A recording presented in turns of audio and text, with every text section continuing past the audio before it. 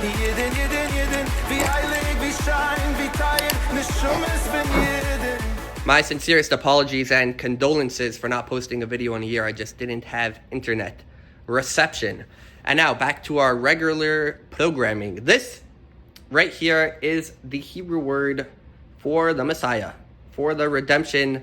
The word is Geula, which is how we always refer to the Messianic era in Judaism. This right over here, perhaps, is the opposite word, the word of Geula, which is exile and the complete opposite of redemption.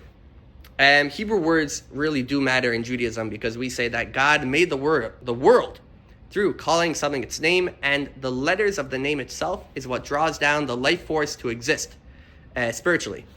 So therefore, the names of things in this world aren't just a way to remember how to call it or just a random name, but it's actually descriptive of the essence of that very thing.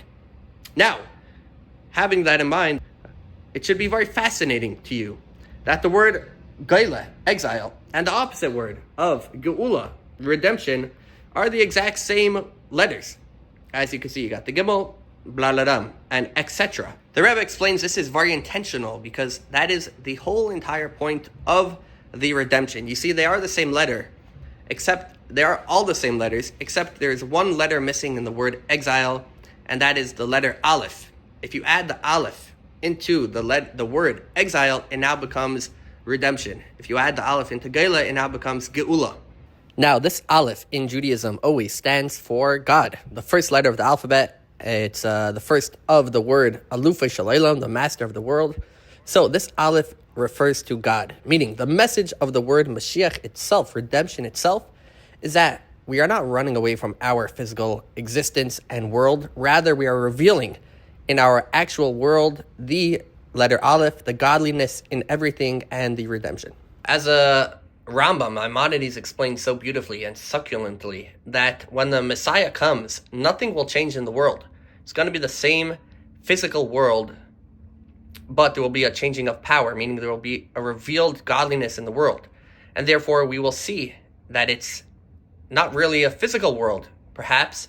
Rather, God's essence is in every single thing, because at the end of the day, the whole point of creating this world is to bring Messiah into this world, to make a dwelling place for God in our very own beautiful green earth. As the Rebbe said, there's three things that a person always needs to know and care about: God, us, and the world itself, because we are here for a purpose to bring the Messiah. And now on to point 2.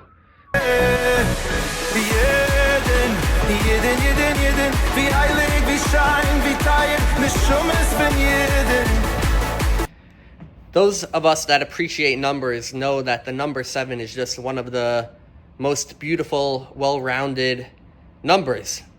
It says in the Kabbalah that the world itself, history itself, is one big week. Just like in the week you have 6 days of work and 7 days. And on the 7th day you have Shabbat, the day of the completion of the week, and the day of rest and holiness. So the world itself is 6,000 years of regular world, and the 7th millennium, meaning from the year 6,000, is the era of the Messiah. And this doesn't mean that the Messiah can only come after the year 6,000, but that it will definitely be here by the year 6,000, because that is the official time of the Messiah. We are now in the year from the creation of the world, 5,785. So if we were to compare our century, our time, to the weekday, we would be holding in Friday afternoon immediately before Shabbos, right before the era of 6,000, right before the year 6,000, and the era of the Messiah. Now, there's a Jewish law that on Friday afternoon, before Shabbos, a person should get himself in the mood of Shabbos. He should eat some of the Shabbos delicacies, and he should get in the Shabbos zone and mind. So the same thing applies for us, our generation. As the Rebbe, the prophet, and the Moses of our generation said, we are the last generation of exile, the first of the redemption. So it is up to us to start living in the Messiah mode and zone and way of thinking. Soll wissen sein, der Rike, was nicht da jene steht, mehr nicht ins Vollen. Das meint man und das meint man nie, Und das meint man Anoschen, Venoschen, Betag, Bejemechon, alle zusammen Kol Godel. Man meint, er soll sein der Meister Hua Yiker. Der Meister Hua Yiker, der Gula Hamitis war schleim alledei, Moshiach Zitkenu, was wie der Psagdi, was ist der Zetmen. Als ist dass die Zeit allemal, die das gewann der Tere Nitzris. Ob Mizet ist als ist das Mann Muksher und als Mann Achi Achre, aber soll das durchführen bepeil. Und am Tatentag, wir wissen nicht genau, welche Meister, welche Dibur oder welche Machschowe, es am Ton ein Meister und ein zweiter Meister, wir kamen Meister, ich zum allen Mächten, nur sind wir kein Mitzvahs am Melech Malkische Lele. Und zum allen Mächten heute, Chalke Bilam Azen, Chalke Bilam Abze, Bilam Abo, bis Mitzvah, Tapse, Chibur, mit Asmus und Husalei.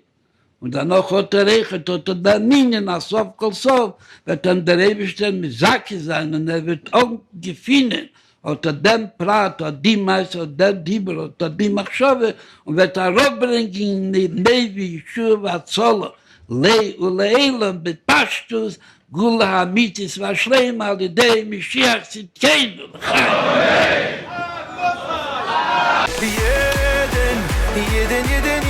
The Torah is comprised of 4 parts, 4 ways of learning the Torah, and 4 categories. The 4th is called the Sod, the hidden part of the Torah. Now, it's called hidden because it was hidden. It was not allowed to be taught publicly. It was taught teacher to student. Very few studied it.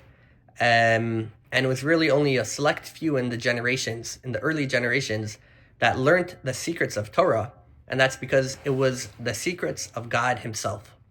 As the generations progressed slowly, the secrets of Torah started becoming revealed. The Rashbi was the first to write it down into a book format and to slowly start revealing the secrets of the Torah. And the Arizal generations later started teaching it publicly.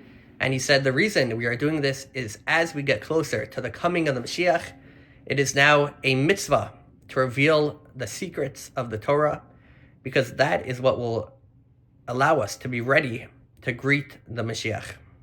As we got even closer to the Moshiach coming, the Alter Rebbe said that now we are going to teach the secrets of the Kabbalah, the secrets of the Torah, to every single person in a way that it will become part of them.